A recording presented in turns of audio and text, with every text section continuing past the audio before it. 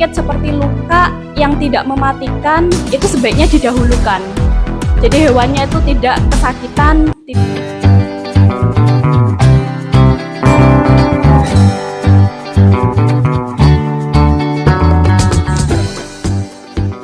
Untuk materi yang pertama, yakni teknik handling hewan kurban yang akan disampaikan nanti dipandu oleh perwakilan dari Dinas Peternakan. Kepada beliau dipersilakan, monggo.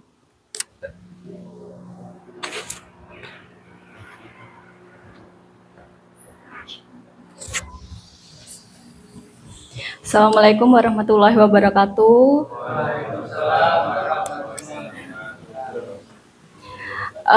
Pertama-tama yang terhormat dari panitia kegiatan, dari Lazismu Kabupaten Jember, dari tim Juleha Juru Sembelih Halal Kabupaten Jember, Dr. Puput selaku Ketua PDHI Jatim 7, dan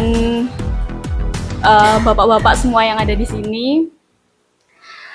Sebelumnya terima kasih juga karena sudah diberikan waktu untuk saya, perwakilan dari Dinas Peternakan, Dinas Ketahanan Pangan dan Peternakan Kabupaten Jember. Perkenalkan, nama saya Dr. Hewan Devi. Jadi sebelumnya itu saya kira yang dibahas itu mau tentang PMK, penyakit mulut dan kuku. Tapi ternyata saya dikirimi rundown oleh Pak Asbid, itu ternyata membahas tentang teknik handling hewan kurban. Gitu. Jadi nanti kalau misalkan ada pertanyaan tentang PMK, boleh ditanyakan. Insya Allah kami jawab semampu kami.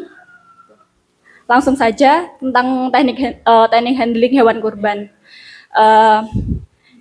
Karena sebentar lagi kita akan bertemu dengan Hari Raya Idul Adha, Hari Raya Kurban. Jadi sebaiknya kita menyiapkan, kita belajar bagaimana kita bisa menyediakan hewan daging kurban, daging yang asuh ya. Asuh itu aman, sehat, utuh, dan halal. Jadi ada beberapa faktor yang mempengaruhi daging itu bisa asuh. Itu salah satunya dengan teknik handling yang benar.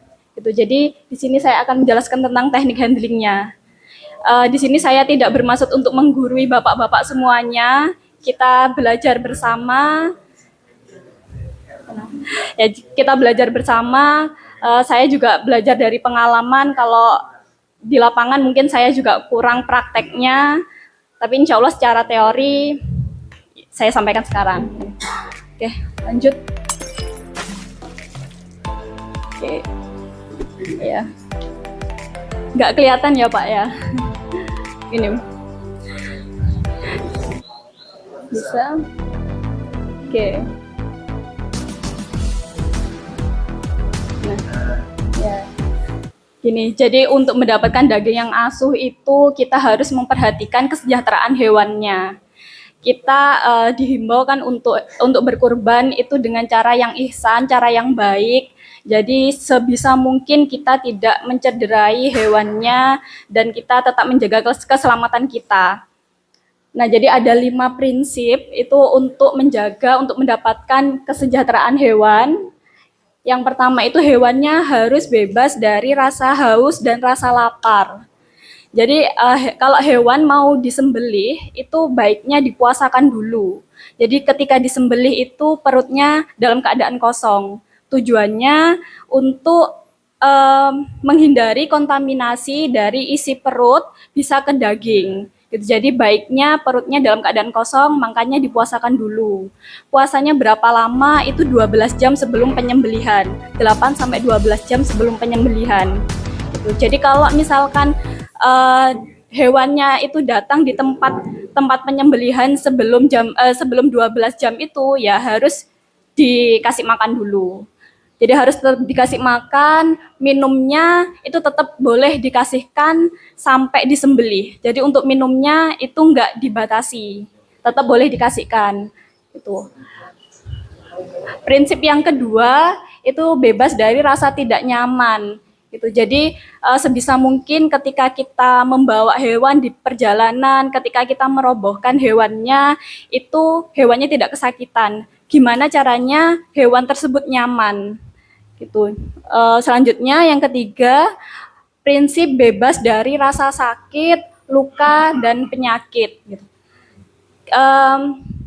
Yang saya tahu, mohon koreksi kalau salah ya, kalau kurban itu kan tidak boleh dalam keadaan pincang, tidak boleh buta. Jadi kita cari hewan yang sehat. Kalau misalkan ada hewan yang sakit, itu tidak boleh dilanjutkan. Jadi harus disembuhkan dulu, ditunda penyembelihannya sampai dia sembuh. Kalau misalkan ada sakit seperti luka yang tidak mematikan, itu sebaiknya didahulukan. Jadi hewannya itu tidak kesakitan, tidak merasa dirinya terancam juga. Gitu. Terus selanjutnya itu bebas dari rasa takut dan tertekan. Rasa takut itu biasanya kalau misalkan terlalu ramai orang, itu ada tingkah laku hewan itu kan masing-masing ya Pak. Jadi ada yang dia nggak tahan, nggak bisa ketemu sama banyak orang gitu. Biasanya dia akan ketakutan, dia nggak nyaman dan tertekan gitu. Untuk selanjutnya itu bebas untuk mengekspresikan perilaku alaminya. Jadi kalau hewan, sapi, kambing, domba, itu dia nggak akan rebahan, nggak akan ambruk kalau dia nggak sakit. Jadi cuman berdiri atau duduk gitu. Jadi kalau sebisa mungkin kalau mau disembelih, jadi kalau mau disembelih gitu, ketika sudah dirobohkan itu sebisa mungkin langsung atau secepatnya disembelih. Gitu. Lanjut. Ya. Ini untuk transportasinya. Jadi ketika membawa hewannya, biar dia nyaman, dia nggak kesakitan, itu dengan cara yang benar ya Bapak. Jadi yang benar itu yang ada tanda centangnya hijau itu. Jadi sesuai dengan kapasitas alat pengangkutnya, nggak boleh over kapasitas, nggak boleh berlebihan. Kayak yang di tanda silang itu, nah itu pasti kan hewannya kesakitan. Tuh, kasihan juga kan, itu enggak boleh seperti itu ya. Kalau yang bawah itu nanti kan resiko bisa kecelakaan karena enggak imbang, nanti malah melukai hewannya juga. Lanjut.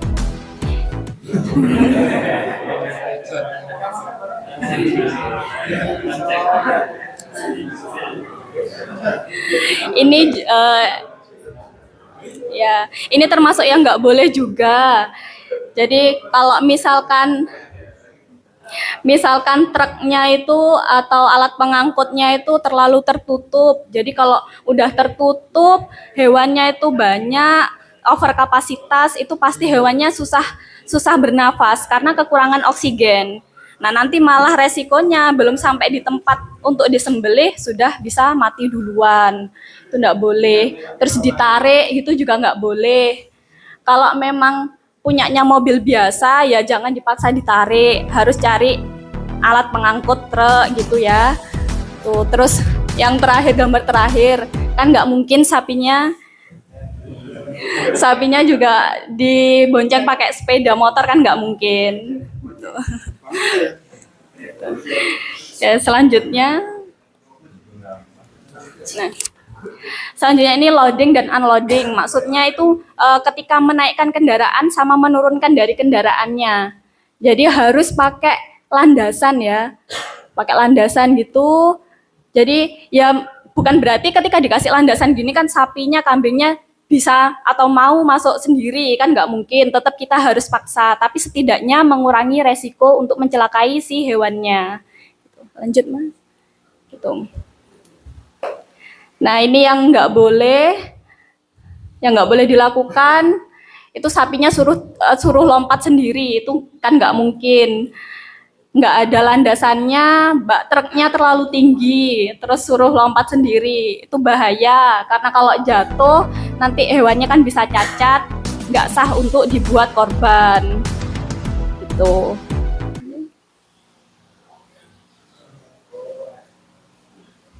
Gini.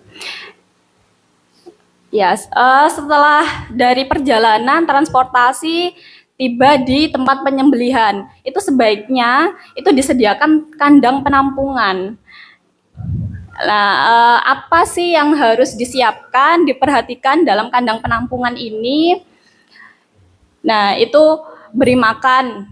Jadi kalau misalkan belum dalam waktu puasa, itu sebaiknya diberi makan dulu. Minumnya juga jangan sampai nggak dikasih. Karena kalau misalkan dia udah dari perjalanan, nggak dikasih minum, dia stres. Karena minumnya itu penting untuk sapinya untuk mengembalikan staminanya ketika dia kelelahan di jalan. Tuh. Terus kalau bisa pakai tali yang nggak licin. Karena kalau misalkan licin, bisa menggores kulit-kulitnya dia, akhirnya luka gitu. Terus diikat dengan yang panjang ya, jangan ini terlalu pendek kayak gambar yang di bawah itu. Kalau terlalu pendek, akhirnya hewannya nggak bisa duduk, nggak bisa bergerak bebas, dia bisa stres juga. Yang benar itu yang gambar di atas gitu. Oke, selanjutnya. Oke. Ini alasan medisnya ya, alasan medisnya kenapa hewan itu perlu diistirahatkan. Tuh, jadi kalau pengistirahatan hewan itu tujuannya untuk mengembalikan kondisi kebugaran, kesegaran dari hewannya, mengembalikan stamina hewannya. Itu jadi kalau ketika hewannya stres, itu ada senyawa di tubuhnya hewan itu yang turun. Namanya itu glikogen, Bapak. Jadi glikogennya di hewan itu turun, kalau langsung disembelih, nanti hasil dagingnya itu bisa lebih gelap atau hitam, bahkan hitam. Kalau nggak gitu bisa kering, terlalu keras, itu kan mempengaruhi kualitasnya. Jadi menurunkan kandungan gizinya juga bisa. Nah, terus untuk pemuasaan hewan itu juga penting dilakukan. Itu kalau ketika disembelih hewannya perutnya kosong, itu nanti nggak ada sisa-sisa makanan yang ada di lambungnya hewan itu mengkontaminasi dagingnya. Jadi kalau di saluran pencernaan itu kan sumbernya kuman. Kalau dia nggak dikosongkan, itu bisa mengontaminasi jeroan, mengontaminasi dagingnya. Jadi nanti dagingnya itu banyak bakterinya. Kalau udah banyak bakterinya bisa cepat busuk gitu.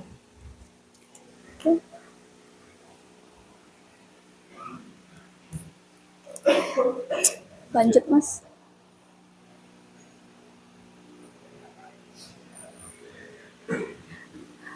Oke, selanjutnya ini lokasi penyembeliannya. Jadi sebenarnya kalau menyediakan lokasi untuk penyembelihan hewan kurban itu sebaiknya di lahan yang luas ya, karena kan baiknya antara tempat penyembelihan, tempat penanganan daging, dan tempat kandang penampungannya itu dipisah-pisah, jadi nggak boleh campur gitu. Jadi lokasi penyembeliannya itu merupakan daerah terbatas. Itu maksudnya jangan sampai itu semua orang bisa keluar masuk seenaknya, lihat ganggu hewannya seenaknya, karena hewannya bisa stres juga. Tuh.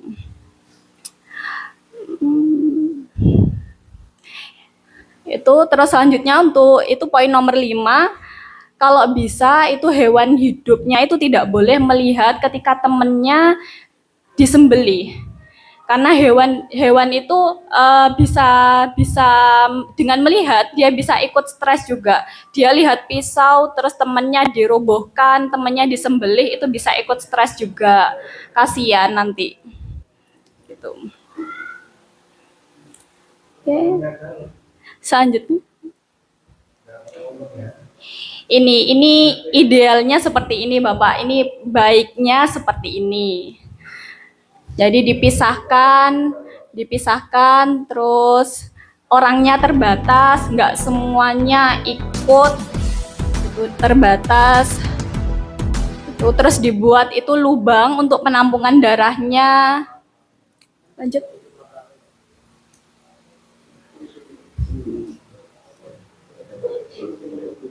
Ini baiknya seperti ini. Jadi ada tempat pembuangan darahnya. Jadi kalau misalkan memang nggak ada seperti ini, terus misalkan bapak-bapak ini nyembelihnya di tanah, itu ya sebisa mungkin dibuat lubang di tanah. Jadi buat lubang untuk nampung si darahnya. Karena kalau misalkan darah itu nggak ditampung, lagi-lagi bisa kontaminasi dagingnya, jeroan, dan bagian lain. Akhirnya nanti malah penuh dengan bakteri dagingnya itu. Oke, selanjutnya ini teknik merubuhkan. Jadi yang pertama, yang penting itu pemilihan talinya. Itu kalau bisa pakai tali yang nggak licin. Karena selain memudahkan ketika ditarik, hewannya ditarik untuk dirubuhkan, itu juga tidak melukai kulitnya hewannya.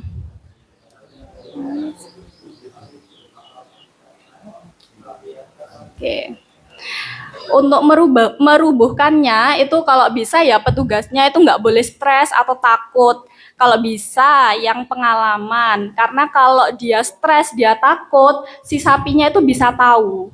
Dia bisa mencium hormon stresnya dari si manusianya, dari kita, akhirnya ikut stres juga. Kalau dia udah stres, dia merasa tertekan, dia pasti otomatis mau nyerang kita. Akhirnya sapinya yang harusnya dia nggak galak, itu jadi galak dan agresif. Itu. Nah, biasanya itu sapi-sapi yang lebih aman ya, lebih manut itu yang Brahman, PO, Simmental, Limousin, dan sapi perah. Itu lebih aman, lebih kalem lah ya Pak. Soalnya kan dia lebih sering berinteraksi sama kita. Kalau dari sapi Bali, sapi Madura itu memang karakternya dia itu agresif atau galak. Karena sapi Bali itu kan keturunannya itu sebenarnya dari keturunan banteng. Jadi sifatnya itu pasti lebih agresif. Gitu. Nah, selanjutnya itu perlu ya menyiapkan tali yang panjangnya kira-kira 10 sampai 12 meter. Tapi ini sebenarnya juga ditentukan dengan beratnya atau besarnya sapi ya. Kalau misalkan semakin besar ya semakin panjang lagi. Itu. Kalau misalkan sapinya itu tidak bisa dirobohkan dengan teknik tertentu, teknik yang mau saya jelaskan ini ya bisa dirobohkan dengan caranya jenengan masing-masing. Kalau jenengan bisanya dengan cara lain, boleh tetap dilakukan, tidak apa-apa, asalkan keselamatan kita tetap diutamakan. Jadi kita harus tetap selamat, sapinya juga tidak kesakitan kalau bisa. Gitu.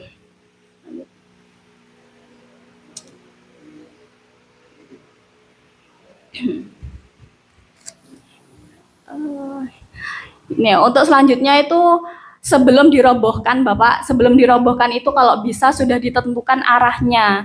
Jadi arahnya si sapi ini mau dirobohkan ke arah mana, menghadap mana, itu kalau bisa sudah ditentukan. Kalau bisa enggak sampai digeser-geser, ditarik-tarik ketika dia sudah roboh. Karena ya itu nyiksa juga ya, sapinya kesakitan, bisa luka juga, kitanya ngoyo juga karena sapi itu kan berat. Tuh, jadi sebisa mungkin disiapkan, dipikirkan sebelum dirobohkan. Oke. Lanjut, Mas. Sudah. Nah, ini ada teknik metode untuk merubuhkan sapi. Itu ada 2 macam. Yang pertama itu namanya metode rope squeeze. Namanya ini, caranya seperti ini. Tuh. Jadi caranya itu dibuat apa ya? Dibuat tali, dilingkarkan di lehernya. Di lehernya saya berdiri enggak apa-apa ya. Oke. Nih, jadi oh. Ya, jadi dari sini, jadi bisa talinya itu bisa dikaitkan di keluhnya bisa, dikaitkan, ditalikan di keluhnya bisa, atau enggak dibuat tali melingkar di lehernya seperti ini ya, di lehernya gitu. Nah, setelah itu nanti talinya diangkat ke sini. Diangkat ke sini, terus masuk ke atas.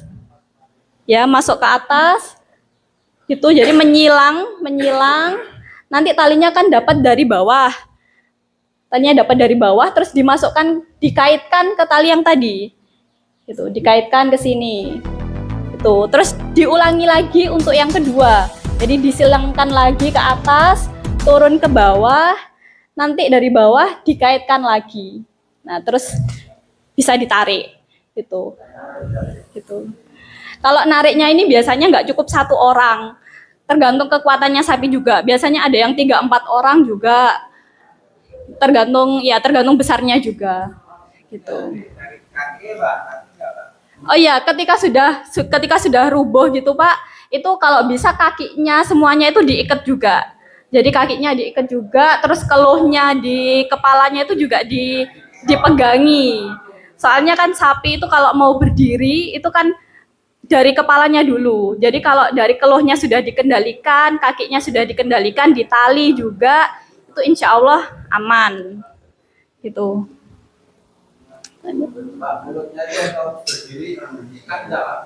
Apanya Pak? G? Ya. Itu nggak perlu ditali Pak, kan sudah dari keluhnya itu tadi. Jadi yang dipegang keluhnya itu, jadi ketika dirobohkan, keluhnya juga ikut ditarik ke bawah. Gitu.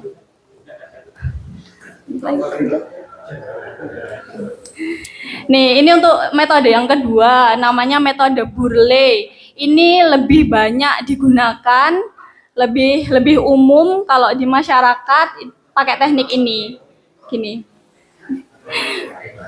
Ini, jadi caranya itu beda sama yang tadi. Kalau yang ini dibuat kalung ya, dibuat kalung di lehernya. Itu jadi dari tali 2 sisi itu sama panjang, nanti dikalungkan. Nah, setelah dikalungkan, ini dibentuk silang gini. Ini sapinya menghadap ke atas ya. Jadi ini bagian perutnya, bagian bawah, bagian leher. Itu talinya dibuat menyilang gini. Ya. Setelah dibuat menyilang gini, nanti ketemunya di atas dibuat menyilang lagi. Gitu.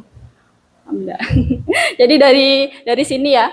Dari sini terus diangkat ke atas dari bawah, diambil di bawah, dari bawah kaki depannya itu diangkat ke atas, terus di atas dibuat menyilang lagi seperti ini. Gitu.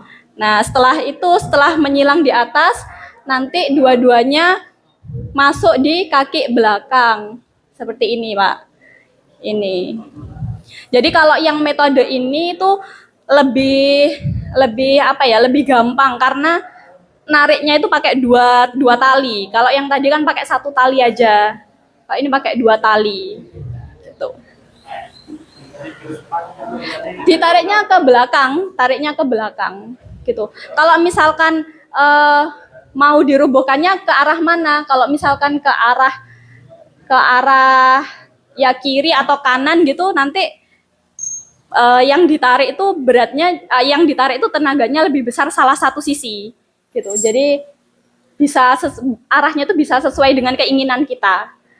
Gitu.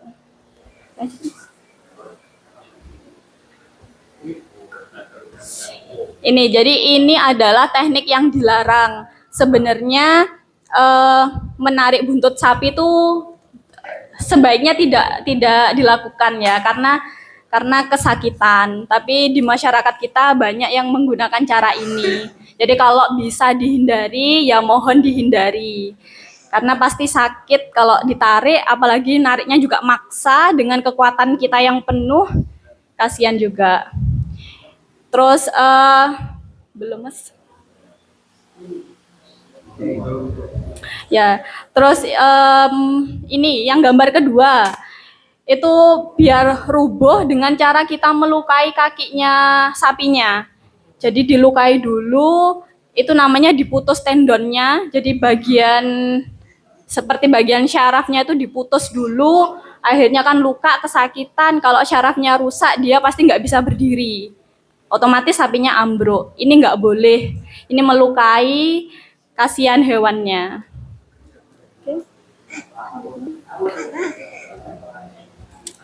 Oke. Ini untuk tekniknya yang kambing atau domba. Mungkin tadi sudah dipraktekkan. Jadi caranya seperti ini. Kita berada di sisi kirinya kambing. Itu terus kita membungkuk dari bawah, kita ambil kaki yang sebelah kiri juga. Gitu. Kalau kita di sebelah kiri, kita ambil sisi yang sebelah kiri. Gitu. Sudah, Mas, lanjut. Terus ini banyak digunakan untuk sapi yang galak ya, sapi agresif sebenarnya. Ini bukan sapi liar, saya salah, mohon maaf. Jadi sapi yang lebih agresif itu ditali kakinya. Tali kakinya semuanya ditali, karena kita nggak mungkin mau menali badannya dia, karena pasti ya agresif, banyak geraknya juga, kita kesulitan untuk menjangkau badannya sapi. Jadi kakinya aja ini juga diperbolehkan. Kalau memang kondisinya tidak memungkinkan, ini boleh dilakukan. Ayo. Ya cukup sekian dari saya. Mungkin ada yang mau didiskusikan, boleh kita diskusi, monggo.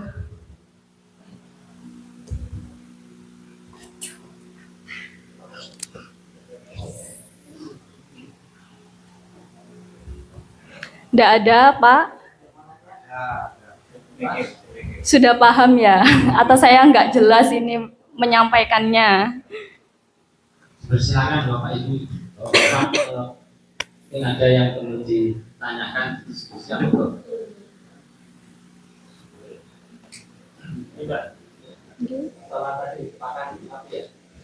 12 jam sebelum ya.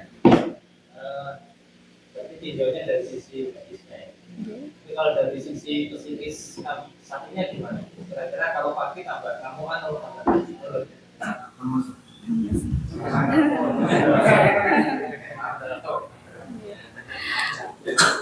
Kalau yang saya tahu ya Pak ya, yang saya tahu itu juga sudah ada yang dipraktekkan. Jadi sebenarnya bukan hanya untuk sapinya aja. Jadi untuk semua hewan ya, termasuk anjing, kucing juga itu kalau mau disembelih atau mau dioperasi itu sebaiknya dipuasakan dulu. Itu aman, sejauh ini aman, nggak apa-apa. Jadi kalau nggak puasa itu juga mengurangi aktivitasnya dia. Jadi mungkin lebih kalem, jadi mungkin lebih tidak menyakiti nanti ketika dirobohkan, disembelih gitu. Nggak apa-apa, sejauh ini aman. Karena persepsi kita selama ini kan untuk hari terakhir kita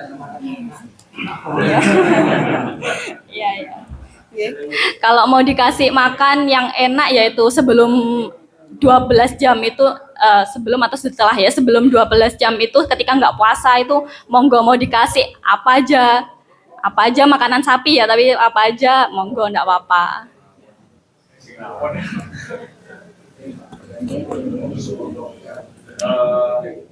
Apakah jenis kelamin hewan yang mau dipotong ini perlu perbedaan perlakuan? Kalau betina mungkin lebih halus gitu.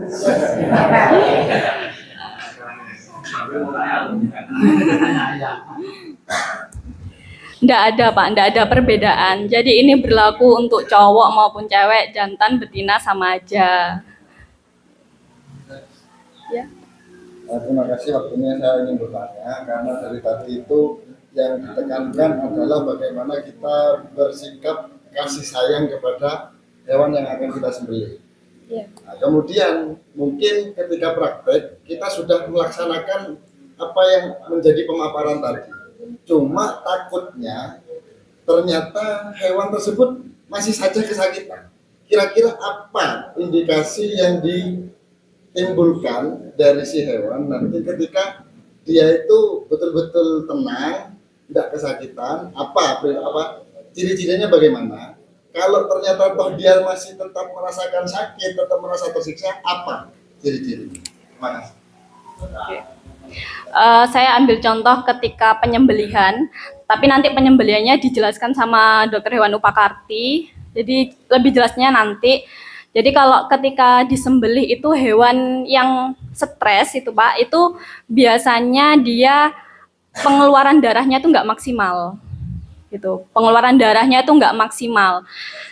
Yang sudah saya bilang tadi, kalau misalkan nggak maksimal, akhirnya yaitu sumber kontaminasi di dagingnya. Keluarnya nggak maksimal, akhirnya masih ada di tubuhnya hewannya, dia mencemari. Itu salah satu indikasi kalau hewannya itu terlalu stres ya, terlalu stres. Tapi kalau kita sudah berniat, sudah mencoba sebisa kita untuk tidak melukai, menyakiti hewannya, ya enggak apa-apa dilakukan semampunya kita. Karena kita nggak boleh demi tidak melukai hewan terus keselamatan kita nggak dijaga, itu nggak boleh. Jadi tetap diutamakan keselamatannya kita, itu tetap diutamakan gitu. Yang penting diusahakan dulu, dicoba dulu. Kalau bisa ya bagus berarti kan ya.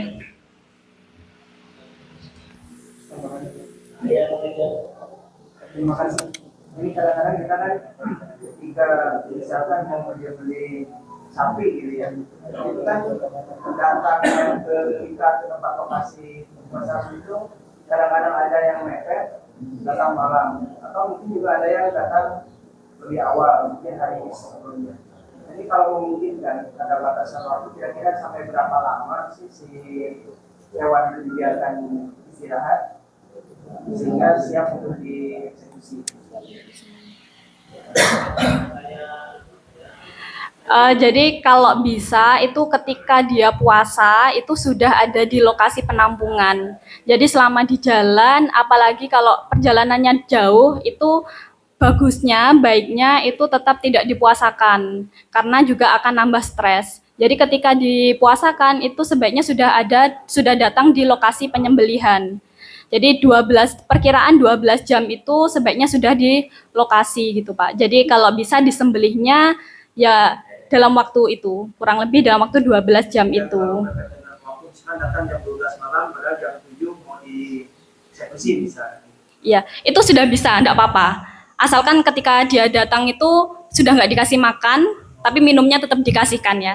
Itu sudah bisa. Malam datang, terus paginya disembelih, enggak apa-apa. Atau kalau bisa itu didata mana yang datang lebih dulu. Jadi ketika nyembelih itu juga didulukan. Itu bisa.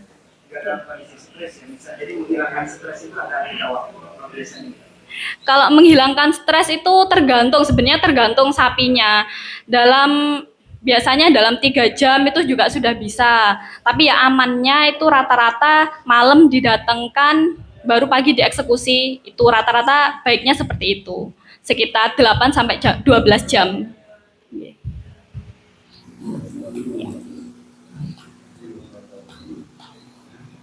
Tapi nggak perlu dikasih jamu dulu gitu. Apa Bapak? Mohon maaf. Jamu-jamuan biasa itu. Oh, enggak perlu, enggak usah. Kan mau disembelih, enggak usah. Kecuali kalau sapinya jenengan di rumah mau menjaga biar sehat, biar enggak sakit, mau dikasih jamu-jamuan boleh. Kalau mau disembelih ya enggak usah.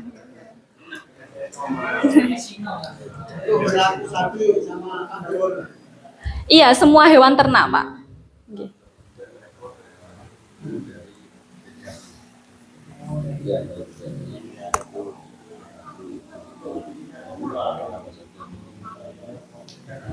Sudah, Bapak? Kalau sudah saya tutup, nggih. Terima kasih perhatiannya. Mohon maaf kalau saya menyampaikannya tidak paham, jenengan tidak bisa menerima penjelasan saya. Kurang lebihnya saya mohon maaf. Wassalamualaikum warahmatullahi wabarakatuh.